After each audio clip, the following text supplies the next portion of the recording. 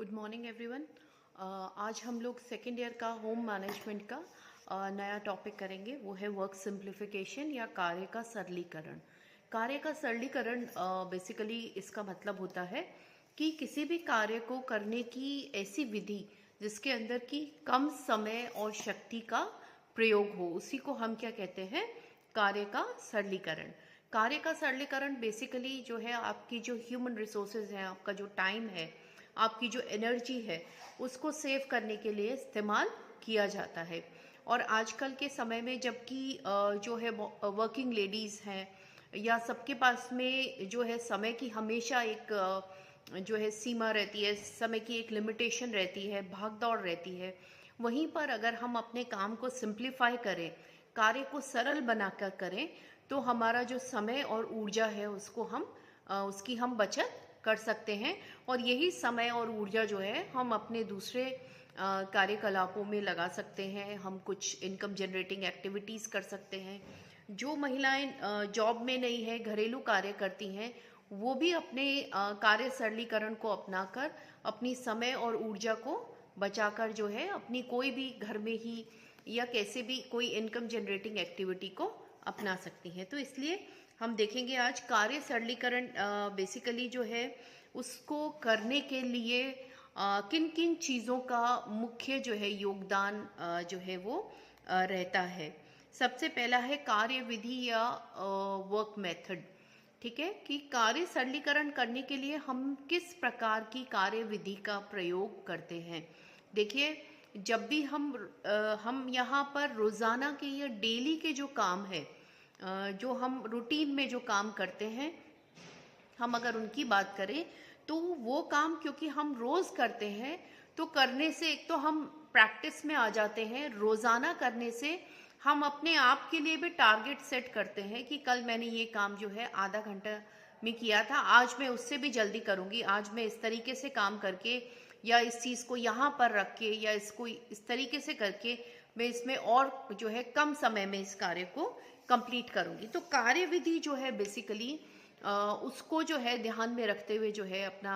कार्य किया जाए कि मुझे कोई भी काम है। देखिए, हमने प्लानिंग भी किया, हमने एक मेंटल प्लानिंग जो है हमारी पूरे दिन के लिए चलती है कि इसके बाद मुझे ये काम करना है, फिर ये करना है। तो उसी के अंदर हम अगर ये प्लान कर लेते हैं कि मुझे ये कार्य करना है और इस कार्य को मैं ये इस तरीके से करूँगी और उसके लिए मुझे ये इक्विपमेंट्स चाहिए, तो ये इक्विपमेंट यहाँ पर रखा है या ये यहाँ पर है, ये चीज़ मुझे यहाँ से मैनेज करनी पड़ेगी। तो ये चीज़ें अगर हम पहले से प्लान करके रखते हैं अपने माइंड में, तो हम अपनी कार्य विधि को सिंप्लीफाई कर सकते हैं। और रोज़ाना किए जाने वाले कार्य के अंदर हम ये मेकआउट कर लेते हैं कि कल हमने काम जो इस तरीके से किया था वो डिफ़िकल्ट है।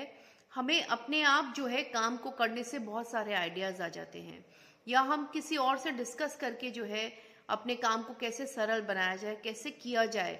है ना। या कोई मूवी देखकर, कोई मैगजीन में जो है लेख आते हैं बहुत सारे, न्यूज़पेपर्स में जो है आर्टिकल्स आते हैं कि किस तरीके से किस कार्य को किया जाए। सब चीज़ों का ध्यान रखते हुए हमें अपनी जो कार्य प्रणाली है, हमारी जो कार्य विधि है, उसका हमें ध्यान करके उसको एकदम सिंप्लीफाई करना चाहिए। उसमें उस कार्य विधि में जो भी अननेसेसरली के जो भी बॉडी के एक्शंस हैं, जो कि टाइम आपका जो है वो वेस्ट करते हैं। फॉर एग्जांपल, आपको खाना बनाना है तो आपको एक अलमीरा से कुछ कुछ चीज़ें चाहिए, तो आप एक एक चीज़ लाने की बजाय अगर आप अपने माइंड में आपने पहले से प्लान करके रखा है, तो आप एक साथ में वो सब सामान जो है ट्रे के अंदर, इस तरीके की ट्रॉली है, उसके अंदर लाकर और जो है अपना बार बार आना जाने का जो समय है और जो ऊर्जा है उसको हम सेव कर सकते हैं। ठीक है। अब दूसरा है इसमें जो कि जिससे कि हम कार्य का सरलीकरण करते हैं, वो है कार्य करने वाला व्यक्ति अर्थात कार्यकर्ता। ठीक है, कार्य करने वाला जो व्यक्ति है उसको लेकर बहुत सारी चीज़ें हैं या बातें हैं जो हम कर सकते हैं कि कौन व्यक्ति किस कार्य को करेगा। देखिए, अगर कोई रुचि के अनुसार कार्य को करेगा तो वो कम समय और ऊर्जा में जो है उस कार्य को कर लेगा, क्योंकि उस इंसान की उस कार्य को करने में रुचि है, उसका इंटरेस्ट है, तो वो मोटिवेटेड रहेगा उस कार्य को करने में इंटरेस्ट से करेगा तो उसको उसकी टेक्निक भी अच्छे से आती होगी। अगर आप फोर्सफुली किसी को काम देंगे या किसी इंसान को कोई पर्टिकुलर काम नहीं आता है, अगर हम उसको वो काम असाइन करेंगे तो उसमें डेफिनेटली ज़्यादा समय और ऊर्जा की खपत होगी। अब अपन देखते हैं कुछ ऐसे फैक्टर्स होते हैं जो कि एक वर्कर की, एक कार्य करने वाले व्यक्ति की एफिशिएंसी को प्रभावित करते हैं या उसकी एफिशिएंसी को बढ़ा सकते हैं या घटा सकते हैं। ठीक है, तो सबसे पहला है कार्यकर्ता की क्रियाशीलता के निर्धारक तत्व में सबसे पहला है शरीर के अंगों की उचित मुद्रा स्थिति। शरीर के अंगों की उचित मुद्रा स्थिति का क्या मतलब है कि फॉर एग्जाम्पल आप नीचे से कोई चीज़ उठाते हैं, जो नीचे रखी हुई चीज़ है, या आप ऊपर से कोई चीज़ उठाते हैं, तो आप अपने बॉडी के पॉस्चर को किस तरीके से रखते हैं कि आपकी बॉडी पे स्ट्रेस और स्ट्रेन नहीं आए। फॉर एग्जाम्पल अगर आप जो है नीचे पड़ी हुई कोई चीज़ को आपको उठाना है, अगर आप सीधा खड़े होके और बेंड होके अपनी कमर को बेंड करके उस चीज़ को उठाएंगे तो वो अगेंस्ट द ग्रेविटेशन जाएगा, गुरुत्वाकर्षण के अगेंस्ट जाएगा। और दूसरा जो सारा उस चीज़ का जो वजन का भार है वो आपकी बैक पे आएगा, जो कि काफ़ी स्ट्रेनियस हो सकता है ना, नीज पे आएगा। तो इससे बेटर है कि अगर हमें नीचे से कोई चीज़ उठानी है तो हम पहले अपने नी को बेंड करें, अपने घुटने को मोड़कर नीचे बैठें और नीचे बैठकर हम जो है फिर उसको उस सामान को उठाएं। तो कहने का मतलब किसी भी कार्य को करने के लिए बॉडी का पॉस्चर बहुत इंपॉर्टेंट है कि आप कैसे बैठ रहे हैं। अब अगर हम देखें ओल्डन डेज के अंदर या पुराने समय के अंदर महिलाएं जो है नीचे बैठकर खाना बनाती थी। तो नीचे बैठकर खाना बनाने में थोड़ा सा प्रॉब्लम ये है कि एक तो आपको बहुत देर तक नीचे बैठने से आपकी नीज में प्रॉब्लम हो सकती है, बैक में, क्योंकि झुक के बनाना पड़ता है। और इसके अलावा जो है सामान लेने के लिए बार बार उठना है, कोई चीज़ को वहाँ से उठाकर लाना है, दूर से लाना है, तो वो काफ़ी स्ट्रेनियस हो जाता है। जिसके कंपैरिजन में अगर आज हम देखें जो स्टैंडिंग किचन्स हैं तो वहाँ पर काम थोड़ा इजी हो जाता है, क्योंकि बार बार उठना बैठना, नी बेंड होना या बैक को बेंड करना, ये सब प्रॉब्लम नहीं रहती है। ठीक है, इसके अलावा जो दूसरा पॉइंट है वो है गुरुत्वाकर्षण को का ध्यान रखना। गुरुत्वाकर्षण का ध्यान रखने से का क्या मतलब है कि देखिए, जब आप कोई भी चीज़ को उठाते हैं, जमीन से उठाते हैं या नीचे से उठाते हैं, ये सब हम लोग जानते हैं, बेसिक साइंस है कि धरती के अंदर जो है वो क्या है, गुरुत्वाकर्षण है या ग्रेविटेशनल फोर्स है। ये फोर्स जो है हर किसी चीज़ को जो है नीचे की ओर और या अपनी ओर खींचता है। तो हमें जब कोई चीज़ को, भारी चीज़ को उठाना है या खिसकाना है, तो उस कंडीशन में अगर हम गुरुत्वाकर्षण का ध्यान रखेंगे, यानी कि अगर आप गुरुत्वाकर्षण के अगेंस्ट में जाएंगे, ठीक है, कोई बहुत बड़ा बॉक्स है, उसको अगर आप ऐसे उठाकर और दूसरी जगह रखेंगे तो हो सकता है कि आपको बहुत ज़्यादा स्ट्रेस हो, बहुत ज़्यादा एनर्जी की आवश्यकता उसमें होगी। वेयरएज अब मान लीजिए एक भारी अलमीरा है, अब उस अलमीरा को शिफ्ट करना है तो आप उठाकर करेंगे तो आप उसको इतने वजन को गुरुत्वाकर्षण के अगेंस्ट में उठा रहे हैं तो आपको ज़्यादा दिक्कत होगी, बजाय इसके कि आप उसको धक्का लगाकर जो है खिसका कर अगर आप हटाते हैं तो वो आपके लिए आसान होगा और उसमें एनर्जी भी कम वेस्ट होगी। ठीक है, तो ये कुछ पॉइंट है कि गुरुत्वाकर्षण का आपको ध्यान रखना चाहिए किसी भी कार्य को करते समय। उसके बाद है लय में कार्य करना या रिदम में कार्य करना। जब हम एक जैसा कार्य करते हैं, एक जैसे कार्य में मान लीजिए एक जैसी प्लेट्स हैं जिनको आप क्लीन कर रहे हैं, साफ कर रहे हैं, ठीक है, या आप जो चपाती बनाते हैं तो वो भी एक जैसा कार्य है कि बार बार आप उसको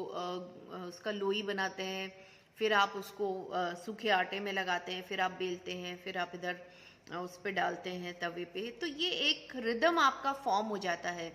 आप देखेंगे कि पहली एक दो चपाती में आपको ज़्यादा समय लगता है और जब एक रिदम फॉर्म हो जाता है तो बाद का जो काम है वो बहुत इजीली और बहुत फास्ट जो है वो होता है। तो कहने का मतलब है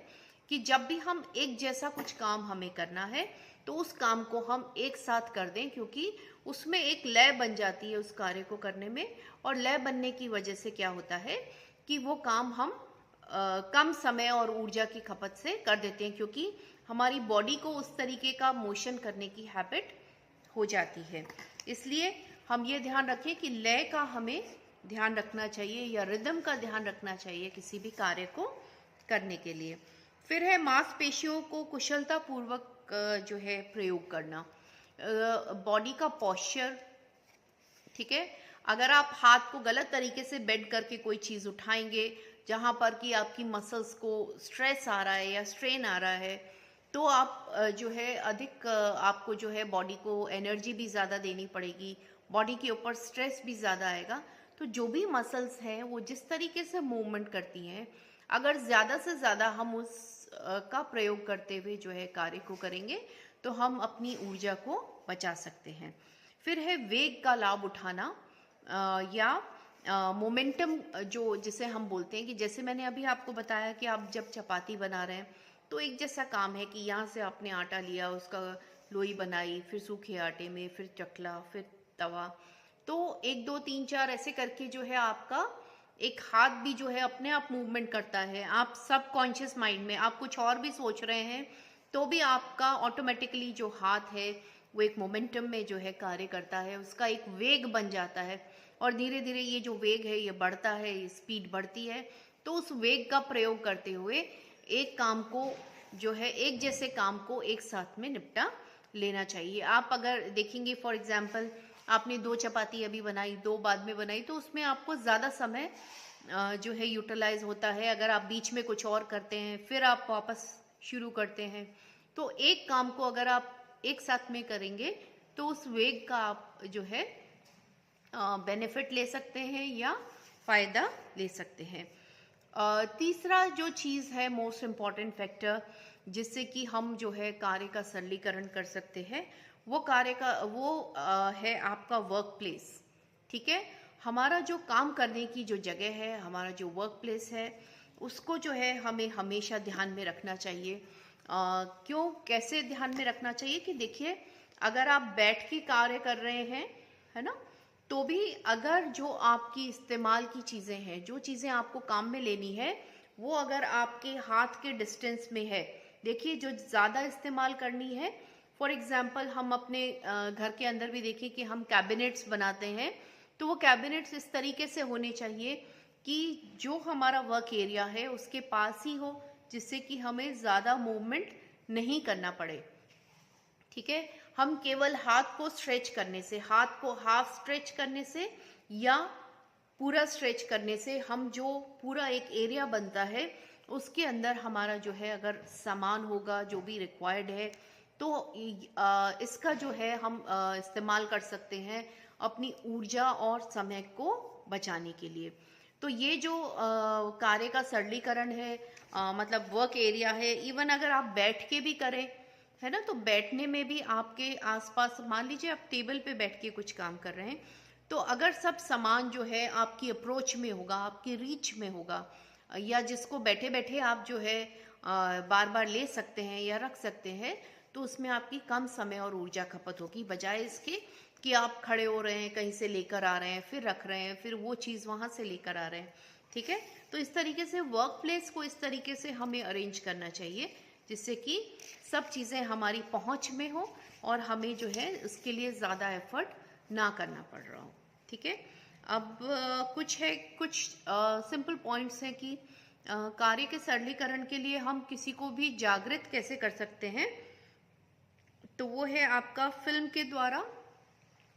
ठीक है, ऐसी बहुत सारी मूवीज़ हैं या मूवी दिखाकर भी हम ट्रेन कर सकते हैं कि इस कार्य को आप इस तरीके से करिए जिससे कि बॉडी के जो अननेसेसरी के मूवमेंट्स हैं वो नहीं हो और कार्य को हम सरल तरीके से, सिंपल तरीके से अपनी ऊर्जा और समय को बचाते हुए पूरा कर लें। इसके अलावा है पत्र पत्रिकाओं में जो है आप देखेंगे कि कार्य को कि ये काम को ऐसा किया जाए, इस तरीके से किया जाए, या ये मशीन्स आती हैं इनका प्रयोग किया जाए। ठीक है, तो इक्विपमेंट्स आते हैं उनका प्रयोग किया जाए, तो इस तरीके से आप जो है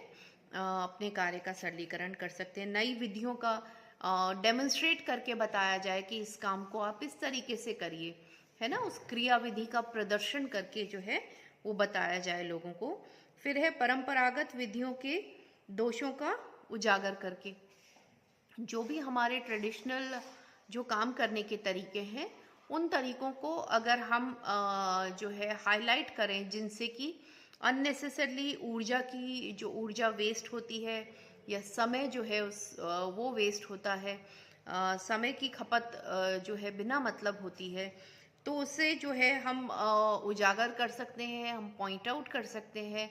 कि इस तरीके से कार्य को नहीं किया जाए क्योंकि उसमें ये नुकसान है, या इससे ये आपका जो है समय और ऊर्जा जो है वो खराब हो रही है, बर्बाद हो रही है। तो इस तरीके से भी हम अपने कार्य का सरलीकरण कर सकते हैं। और सबसे इम्पोर्टेंट है मोटिवेशन या प्रेरणा द्वारा। ठीक है, मोटिवेशन देकर जो है उससे भी हम जो है अपना जो है वर्क सिंप्लीफिकेशन कर सकते हैं। मोटिवेशन से कैसे कि कोई भी इंसान को आप मोटिवेट करें कि आप ये बहुत अच्छा कर रहे हैं, है ना, आप इसको और ऐसे ट्राई करिए, या ये आपने तो ये बहुत अच्छा किया, तो उससे इंसान मोटिवेट होता है और उस कार्य को और अच्छे तरीके से करने के लिए सोचता है। अब हम देखेंगे कि कार्य सरलीकरण के लाभ क्या हैं या क्या बेनिफिट्स हैं वर्क सिंप्लीफिकेशन के। पहला है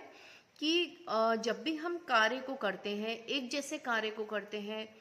मोनोटोनस हो जाता है कि वही आपने महिलाओं को सुना होगा कि वही सुबह उठना और फिर ये करना फिर ये करना। तो जो मोनोटोनस कार्य होते हैं उनमें धीरे धीरे एक नीरस थकान जो है होने लगती है, या एक बोरियत जो है वो पैदा होने लगती है। तो कार्य के सरलीकरण से हम इस बोरियत को, इस नीरस थकान को जो है हम इसको दूर कर सकते हैं। कार्य को नए तरीके से करना जिससे समय और ऊर्जा बचे, तो हम भी मोटिवेटेड रहते हैं कि आज मुझे जो है 25 मिनट में काम करना है, कल मैंने आधा घंटा लगाया था, तो वो 5 मिनट सेव करके भी हम मोटिवेटेड फील करते हैं या हमें एक अच्छी फीलिंग होती है। फिर है समय और शक्ति के जो बचत के जो इंस्ट्रूमेंट्स हैं, जैसे अगर घरेलू इक्विपमेंट्स की बात करें तो जैसे वॉशिंग मशीन है या मिक्सर ग्राइंडर है, जिसका प्रयोग करते हुए आप जो है आसानी से चीज़ों को पीस सकते हैं या कपड़े कम समय में धुल सकते हैं, मीनवाइल आप दूसरा काम कर सकते हैं।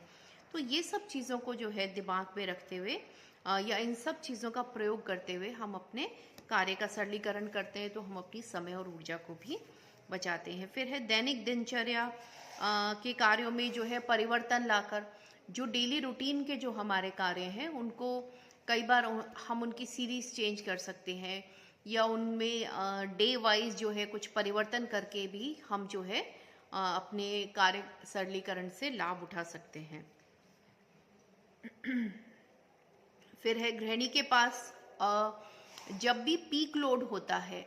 ठीक है, देखिए पूरे दिन में अगर हम देखें तो एक समय ऐसा होता है जिसमें पीक लोड होता है। जनरली ये पीक लोड मॉर्निंग के टाइम में होता है। आपने देखा होगा कि मॉर्निंग टाइम में सबसे ज़्यादा भाग दौड़ होती है, या इसीलिए एक ही समय में बहुत सारे काम करने होते हैं, जिसे हम क्या कहते हैं, पीक लोड। कि इसमें ब्रेकफास्ट भी बनना है, इसमें जो है साफ सफाई भी होनी है,